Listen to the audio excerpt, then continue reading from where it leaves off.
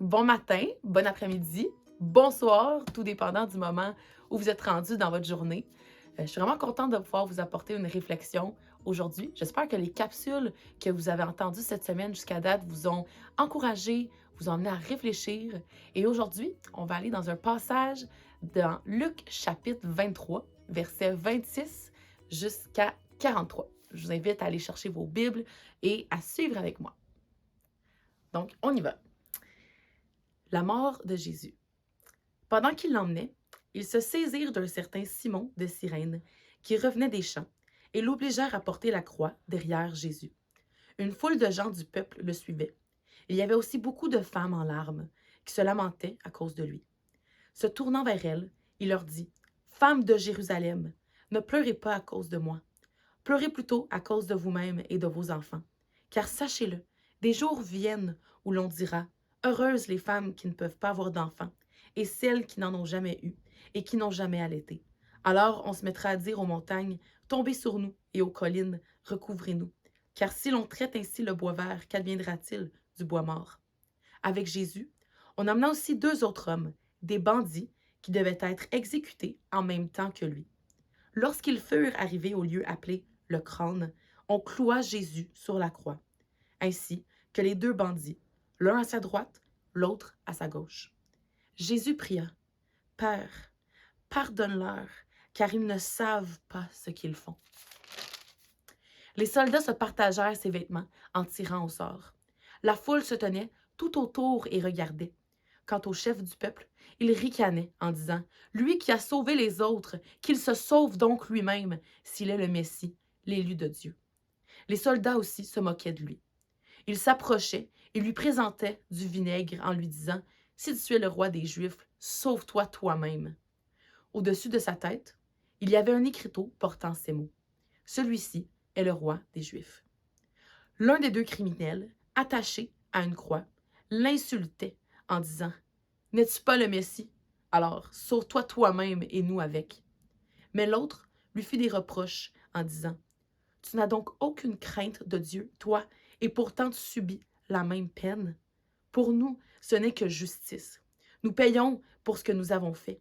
Mais celui-là n'a rien fait de mal. » Puis il ajouta, « Jésus, souviens-toi de moi quand tu viendras régner. » Et Jésus lui répondit, « Vraiment, je te l'assure, aujourd'hui même, tu seras avec moi dans le paradis. » Quand j'ai lu ce passage, que je l'ai relu et relu, j'ai vraiment été touchée par le cœur de Jésus, par son amour. Puis j'ai juste imaginé Jésus, à ce moment-là, crucifié, injustement, insulté, moqué. J'ai essayé d'imaginer les émotions que, humainement parlant, il aurait pu ressentir, que ce soit ce sentiment d'injustice, cette souffrance, cette détresse, cette colère, cette haine humainement parlant. Mais c'était pas ça le cœur de Dieu. Ce qu'il y avait en son cœur, c'était de l'amour, de la compassion, de la grâce. Moi, quand j'ai pensé à ça, ça me dépasse, ça me dépassait, parce que humainement parlant, ça fait pas de sens dans ces circonstances-là de ressentir un tel amour. Mais c'est ça l'amour de Dieu. Cet amour qui est empreint de grâce. Cet amour agapé, inconditionnel. C'est vraiment là que tu le saisis, que tu le vois vraiment. C'est vraiment là que tu réalises que la croix, c'est vraiment le cœur de l'Évangile, c'est le cœur de la parole de Dieu. C'est l'exemple parfait de c'est quoi l'amour inconditionnel. C'est Dieu qui vient s'identifier à nous au travers de Jésus, qui vient prendre nos souffrances, souffrir à notre place. Pas parce qu'on l'a mérité, mais par sa grâce. C'est une grâce, c'est un cadeau, c'est pas mérité. Et si on revient au passage, on voit vraiment cet exemple-là avec le malfaiteur qui est à côté de Jésus. Lui, il a été crucifié, justement. C'est un criminel, il a fait des choses probablement qui étaient atroces.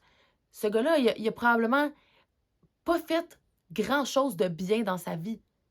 Il a, il a même pas, lu sa Bible. Il a même pas été à des cours bibliques. Il a pas fréquenté d'église.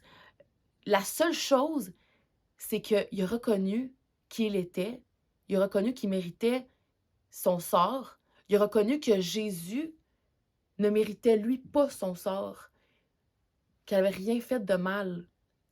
Puis il a dit, souviens-toi de moi lorsque tu régneras. Puis Jésus lui dit, vraiment, je te l'assure, aujourd'hui même, tu seras avec moi dans le paradis. Si on s'arrête quelques instants, c'est incroyable. C'est ça l'amour agapé, c'est ça l'amour inconditionnel. Puis c'est la même chose pour moi. Si j'ai accès à Dieu, à l'éternité, c'est parce que Jésus m'a donné cet accès-là. C'est comme une rivière. Si j'aimerais ça aller à l'autre rive, c'est bien beau, j'aimerais ça me dire je vais le faire par moi-même. J'y arriverai pas. J'y arriverai juste pas. Il faut un pont. Puis, il faut quelqu'un qui a construit ce pont. Puis cette image-là, c'est la même chose pour Jésus. Jésus, c'est ce pont qui me permet d'aller à l'autre rive, qui me permet d'aller à Dieu, qui me permet d'avoir accès à l'éternité. Puis ça, c'est une grâce. À partir du moment que je comprends que j'ai accès à Dieu au travers de Jésus, parce que lui me l'a donné, parce que lui m'a tellement aimé, je veux répondre à cet amour par l'amour.